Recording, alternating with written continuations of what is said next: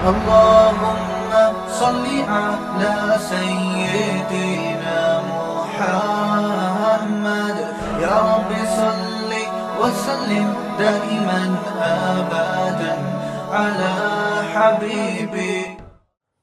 ایک صاحب نے مجھے کہا اگر صفائی نصف ایمان ہے تو گورے تو ویسے ہی جنت میں چلے جائیں گے آدھے آدھے.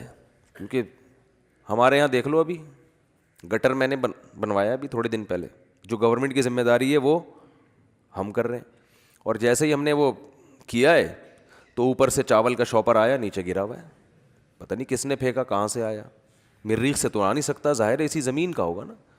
دن رات صفائی کرتے رہو گھر کے باہر, کوئی آئے گا بولے گا مولوی صاحب کا گھر دیکھو کیا گند, صفائی پر بیانات کرتے ہیں اور گھر کے باہر دیکھو گند کتنا پڑا ہوا ہے. اس کا بھی کچھ کرنا ہے, بہت سخت ایکشن لینا. اب یہ تمیز سے لوگ سدھرتے نہیں ہیں, شرافت کا زمانہ نہیں ہے. شاپر کبھی پڑا ہوگا چاولوں کا, کون رکھ کے جا رہا ہے, کیا ہو رہا ہے, کبھی پیمپر پڑا ہوا ہوگا. ماسیاں گھروں میں جو کام کرتی ہیں, لوگ ان کو کہتے ہیں نا کہ کچرا پھینک کر آؤ, تو وہ دیکھتے ہیں کہ جو کارنر کا, میرا گھر کارنر کے ساتھ ہی ہے تقریباً, تو وہ کیا کرتی ہے کہ بھائی دیکھا دائیں بائیں کوئی دیکھ تو نہیں رہا, وہاں کچرا رکھے. ان کو روڈ پار کرنا مشکل لگ رہا ہے, اور ویسے بھی روڈ پار کے باہر کون سی کچرے کی جگہ ہے, وہ بھی تو لوگوں نے خود بنائی ہوئی ہے, وہ کوئی کچرا کنڈی تھوڑی ہے. کچرا کنڈی کی ڈیفینیشن کراچی میں یہ ہے کہ جہاں 2 شاپر نظر آ جائیں, 2 پیمپر, تو یہ کچرا کنڈی ہے بس, تیسرا خود لا کے ثواب ہے وہاں پہ رکھنا. حقیقت ہے. کچرا کنڈی کی ڈیفینیشن کیا ہے کہ جہاں 2 پیمپر, یہ تو اس کا بنیادی رکن ہے. ایک پیمپر ہو تو شبہ ہوتا ہے کہ کسی نے ویسے ہی رکھ دیا ہے, غلط کیا ہے, لیکن اگر 2 پیمپر اکٹھے ہو گئے وہاں پہ, اٹ از کالڈ کچرا کنڈی. پھر 25-30 ویسے ہی ہو جائیں گے, پھر پورا ڈھیر ویسے ہی بن جائے گا. جیسے بدعتیوں کے ہاں کوئی بھی قبر بنا دو نا اونچی کر کے, ایک جھنڈا لگا دو, تو اب اندر کون ہے کیا ہے اس سے غرض نہیں ہے. ایک صاحب نے مجھے یہاں تک بتایا ایک مزار ہے جس میں گدھا دفن ہے, اور ایک مجاور بیٹھا وہاں پہ ایک جھنڈے لگا کے, اور دنا دن قوالیاں چل رہی ہیں, اور کسی کو نہیں پتا بھائی یہ کوئی دامت برکاتہم نہیں ہے, یہ گدھا دفن ہے یہاں پہ.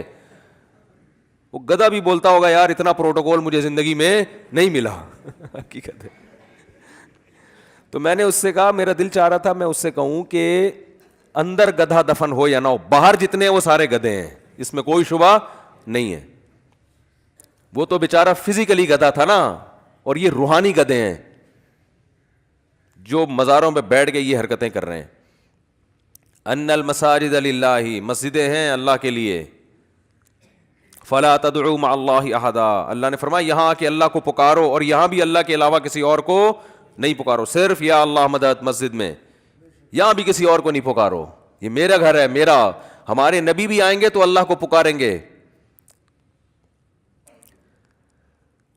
اللہ نے قرآن میں کیا فرمایا, ما کان لبشر, کسی بشر کے یہ میں کوئی یہ مجال نہیں ہے, ان یؤتیہ اللہ الکتاب والحکمہ, اللہ اسے کتاب بھی دے, حکمت بھی سکھائے, نبوت بھی دے, ثم یقول للناس کونوا عبادا لی, پھر وہ لوگوں کو اپنی طرف کھینچنا شروع کر دے.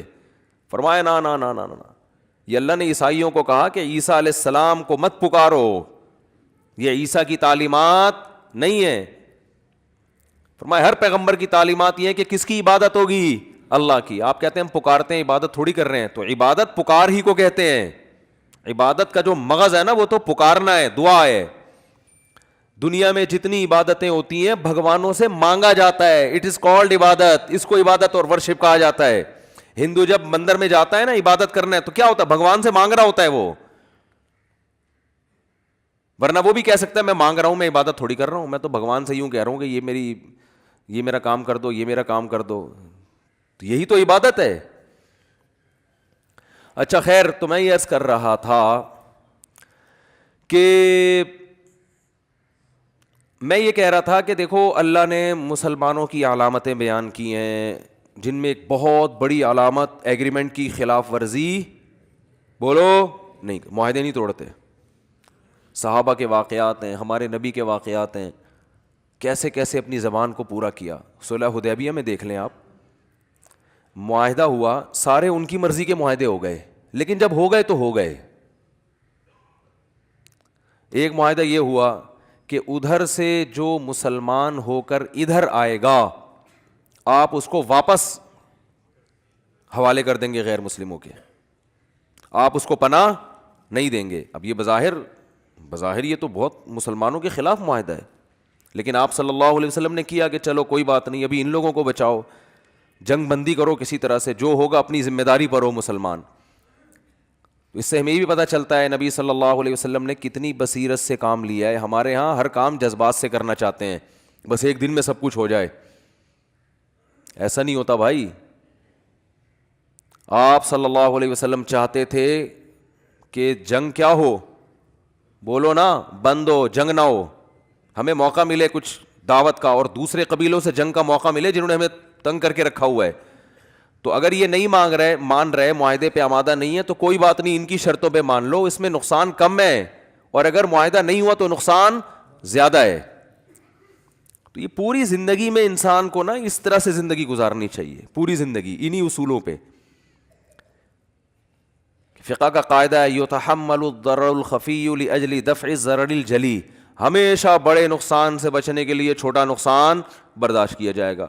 اب جب ایسی پالیسی بناتے ہیں لوگ, تو لوگ کہتے ہیں یار اس میں تو نقصان ہے, اور یہ نہیں دیکھ رہے ہوتے کہ نہیں کرو گے تو بڑا نقصان ہے, لیکن نہیں بس اس کو دیکھ رہے ہوتے ہیں یہ تو نقصان ہے, یہ تو نقصان ہے, یہ تو یہ کیا ہو رہا ہے, یہ کیا ہو رہا ہے. تو بھائی یہ نہیں ہوتا تو یہ ہوتا. ڈاکٹروں سے بھی لوگ لڑتے ہیں, آپ نے یہ دوا کھلائی, اس کا تو مجھے یہ ہو رہا ہے, اس کا تو مجھے یہ نقصان. ڈاکٹر کہے گا بھائی یہ سائیڈ افیکٹ ہیں, نہیں کھلاتے تو پھر اس سے بڑے مسائل ہوتے. تو کسی کو بھی نہیں معاف کرتے لوگ.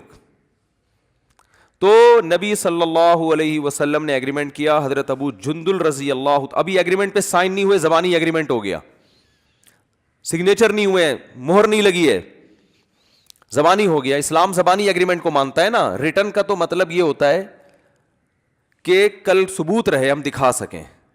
اصل تو کیا ہے, نکاح بھی زبان سے ہوتا ہے. تبھی جیسے میں نکاح پڑھاتا ہوں نا, حالانکہ نکاح نامہ بھی بنا نہیں ہوتا, تو دولہا ٹینشن میں ہوتا ہے, مفتی صاحب تو نکاح پڑھا کے نکل لیے, اور خالی کاغذ پہ مفتی صاحب نے دستخط کر دیے, یہ کیا ہو گیا.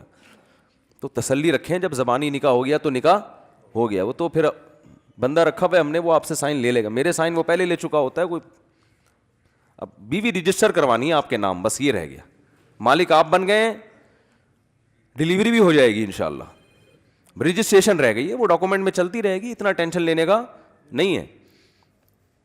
اور اگر آپ کہیں نہیں, بیگم کا ارادہ بدل گیا, یار ابھی کاغذ میں تو ہوا نہیں تھا, ڈاکومنٹ جیسے گاڑی کوئی بیچتا ہے نا, اور ڈاکومنٹ ابھی دیے نہیں اور پیسے لے کے بھاگ گیا, تو آپ کو یہ خطرہ ہو کہ یار مفتی صاحب تو نکاح پڑھا کے نکل لیے, ڈاکومنٹ تو بنے نہیں, اگر لڑکی والے کل مکر گئے تو پہلی بات آپ کا کون سا پیسہ خرچ ہوا ہے اس کے اوپر. وہ تو گاڑی کے پیسے لے کے بندہ بھاگ جائے تو بھاگ جائے, یہاں تو آپ نے کیا دھیلا بھی خرچ نہیں ہوا آپ کا.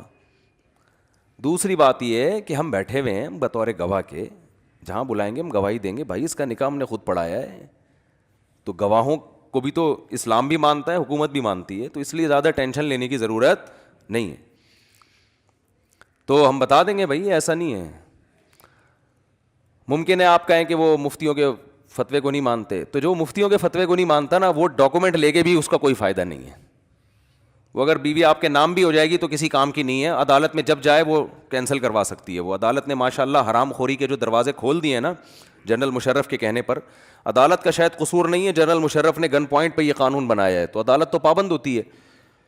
لیکن ماشاءاللہ جو زنا کے اڈے کھل گئے ہیں ہماری عدالتوں میں, کوئی بھی عورت جائے, بیوی جائے, بولے مجھے نہیں رہنا میاں کے ساتھ, عدالت کہتی ہے یہ لو خلا کی ڈگری, جاؤ, تمہیں جو معشوق تمہارا جو عاشق ہے جاؤ اس سے جا کے شادی کرو, شوہر میں کوئی بھی خرابی نہ ہو, کچھ بھی نہ ہو. یہ چل رہا ہے. تو اس لیے یہ بیگم شیگم اپنے نام کرانے کی ٹینشن نہ لیا کریں. نام ہو کے بھی 2 منٹ میں چاہے گی اپنا یہاں سے نام ہٹوا کے وسیم بھائی کا نام ڈال دے گی, ٹھیک ہے نا, جو اچھا لگ رہا ہے بھائی یہ والا زیادہ اچھا لگ رہا ہے, یہ والا ڈال دو, تو چل جاتا ہے. یہ عدالتوں نے یہ حرام خوری ماشاءاللہ طبیعت سے ہو گئی ہے اب یہ, اور خاموش بھی ہیں لوگ, اس پہ آواز نہیں اٹھا رہے اس کے خلاف. پتہ نہیں کیا ہو گیا, میں حیران ہوں. تو خیر کیا یار بات کہاں سے کہاں چلی جاتی جی. تو میں یہ عرض کر رہا تھا, یہ جو کیونکہ معاہدے اور جھوٹ والا عنصر بہت اہم ہے نا, تو اس لیے تھوڑا سا اس کو میں زیادہ ہائی لائٹ کر رہا ہوں. تو نبی صلی اللہ علیہ وسلم نے معاہدہ کیا, ابھی اس پہ دستخط نہیں ہوئے ہیں, تو آپ صلی اللہ علیہ وسلم نے, حضرت ابو جندل مسلمان ہو کر آ گئے اس دوران, بڑی وہاں مشقت گزاری انہوں نے, اور فرار ہوئے وہاں سے کہ اب میں آ رہا ہوں مدینہ, مسلمان پناہ دیں گے. ادھر آئے ہیں, ادھر مشرکین نے کہا ان کو ہمارے حوالے کر دو, ان کو ہمارے حوالے کرو. کس قدر صحابہ پہ قیامت گزری ہوگی. غیرت مند آدمی کے لیے ایسا کرنا بڑا مشکل ہوتا ہے کہ اپنا آدمی آیا ہو اور آپ ان کے حوالے کر دیں, وہ تو اور ظلم کریں گے. یہ آزمائش مسلمانوں کی بھی تھی اور حضرت ابو جندل کی بھی تھی کہ اپنے ہاتھوں سے کسی کو حوالے کیا جائے یا منع کر دیا جائے یہاں مت آؤ, اور وہ پھر بھی دین پر قائم رہے.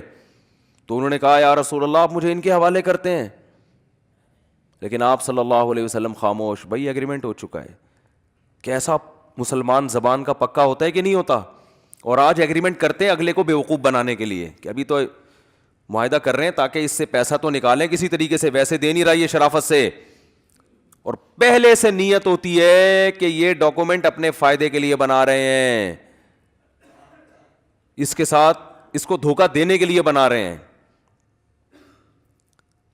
مجھے آپ ایک بات بتاؤ, حضرت ابو جندل تو مسلمان تھے اور ان کا ایمان اس لیول پہ تھا جس کا میں اور آپ تصور نہیں کر سکتے. نبی کی زیارت ہوئی ہو اور مکہ میں جہاں کوئی مفاد ہی نہ ہو اسلام قبول کرنے میں, اپنا گھر چھوڑنا پڑ رہا ہے, اپنا وطن چھوڑنا پڑ رہا ہے, اپنا خاندان, تو ان کی ایمان میں کوئی شک کر سکتا ہے. لیکن آپ صلی اللہ علیہ وسلم نے زبان اور معاہدے کی پابندی کی وجہ سے ان تمام باتوں کو نظر انداز کر دیا. تو ہم معاہدہ توڑتے ہیں پیسے کھانے کے لیے, دوسرے کو نقصان پہنچانے کے لیے. ہمارے پیش نظر اسلام نہیں ہوتا. تو بتائے کہ جب اسلام بھی ہے تو بھی معاہدہ نہیں توڑنا, تو دوسرے کو بے وقوف بنانے کے لیے, دوسرے کا مال کھانے کے لیے معاہدہ توڑنا کہاں سے جائز ہو گیا. آج جو معاہدے توڑے جا رہے ہیں نا, اس میں کسی کو فائدہ نہیں پہنچایا جا رہا. دیکھو نبی صلی اللہ علیہ وسلم نقل کفر نباشت اگر معاہدہ توڑ دیتے تو حضرت ابو جندل کو فائدہ ہوتا نا اس کا کہ بھئی مجھے پناہ مل گئی. اس کے باوجود بھی آپ نے معاہدہ نہیں توڑا, فائدہ کی کے باوجود نہیں توڑا. تو اسلام بتا رہے کہ کسی کا فائدہ بھی ہو تو آپ ایگریمنٹ نہیں توڑ سکتے. تو آپ کسی کو نقصان پہنچانے کے لیے کہاں سے ایگریمنٹ توڑ سکتے ہو بھائی, یہ کہاں سے جائز ہے. تو حضرت ابو جندل کو جب واپس کیا, ان کے حوالے کر دیا, وہ تین بندے آئے کہ انہوں نے کہا کہ لے جاؤ ان کو, وہ گرفتار کر کے لے گئے. حضرت ابو جندل تھے ہوشیار, ایک تو ایمان پکا تھا. انہوں نے کہا نبی جو کر رہے ہیں اپنے لحاظ سے صحیح کر رہے ہیں. ایمان مضبوط تھا, نہ مرتد ہوئے نہ اسلام سے پھرے. انہوں نے کہا کہ مشرکین کے بارے میں سوچا کہ نبی کا معاہدہ ہے نا تم سے, میرا تو کوئی معاہدہ نہیں ہے, دل میں سوچا. پھر ایک چال چلی. وہ جو ایک بندہ کھڑا ہوا تھا, 2 تھے یا 3 تھے مجھے بھی یاد نہیں, ان سے کہا کہ یار تمہاری تلوار بڑی خوبصورت ہے. اس نے کہا ہاں, اور مکھن لگانا شروع کیا. یہ مکھن اچھا والا مکھن تھا, یہ کوئی غلط سینس میں نہ لے کے جائیں اس کو. جو آدمی غلط ہوتا ہے نا وہ اپنی تعریف سے چوڑا ہو جاتا ہے. کہا ایسی خوبصورت تلوار یار, یہ وہ, اس نے پکڑا دی, وہ زبردست, چیک کر کے دیکھو. جیسے ہی آئی ہے ہاتھ میں, انہوں نے کہا کہ بھائی میرا تمہارا کوئی معاہدہ نہیں ہے.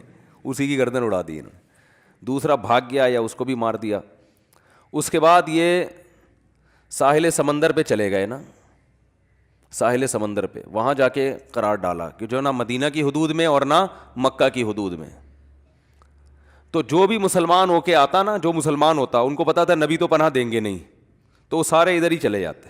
ادھر پورا لشکر تیار ہو گیا اور انہوں نے لڑنا شروع کر دیا قافلوں کے ساتھ کہ بھئی ہمارا تمہارا کوئی ایگریمنٹ نہیں ہے, نبی کا ہے نا, نبی کا, ہمارا تھوڑی کوئی, ہم تو نبی کی کسٹڈی میں گئے نہیں ہیں.